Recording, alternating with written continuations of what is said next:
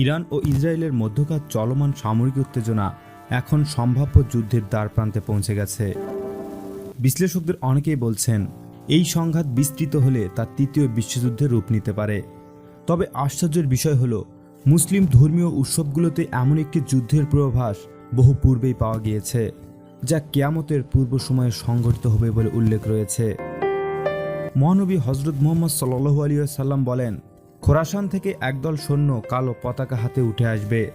কেউ তাদের থামাতে পারবে না যতক্ষণ না তারা বাইতুল মুকাদ্দাসে সেই পতাকা উত্তোলন করে।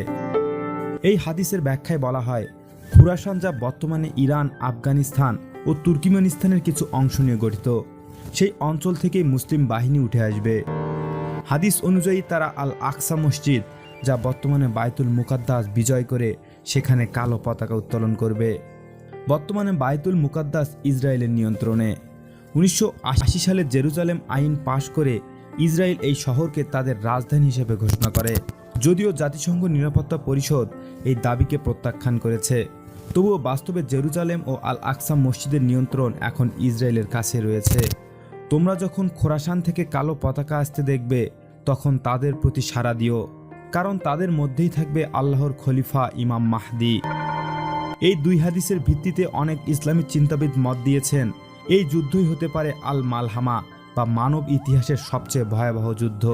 একই সঙ্গে এটি কিয়ামতের আগমনের বড় আলামত হিসেবে গণ্য হবে এবং ইমাম মাহদির নেতৃত্বে একটি নতুন ইসলামিক খিলাফত প্রতিষ্ঠার পথ খুলে যেতে পারে। বর্তমান প্রেক্ষাপটে 13 জুন শুরু হওয়া ইসরায়েলের অপারেশন রাইজিং লায়ন নামের সামরিক অভিযানে ইরানের সেনা কর্মকর্তা, পরমাণু বিজ্ঞানী, সাংবাদিক ও সাধারণ মানুষের প্রাণহানি ঘটে। জবাবে ইরানও পাল্টা মিসাইল হামলা চালায়। বর্তমানে প্রায় প্রতিদিনই দুই দেশে মিসাইলের বিনিময় করছে। এই ঘটনার প্রেক্ষাপটে ইসলামী হাদিসের আলোকে অনেকেই প্রশ্ন তুলেছেন, তাহলে কি কিয়ামতের পূর্বাভাস পাওয়া যাচ্ছে? পৃথিবী কি এগিয়ে যাচ্ছে শেষ অধ্যায়ের দিকে? এই প্রশ্নের নির্ধারক উত্তর একমাত্র আল্লাহ তাআলা ভালো জানেন। তবে বর্তমান পরিস্থিতি মুসলিম বিশ্বে উদ্বেগের পাশাপাশি ধর্মীয় ব্যাখ্যা ও ভবিষ্যৎবাণী নিয়ে নতুন করে ভাবনার দরজা খুলে দিয়েছে।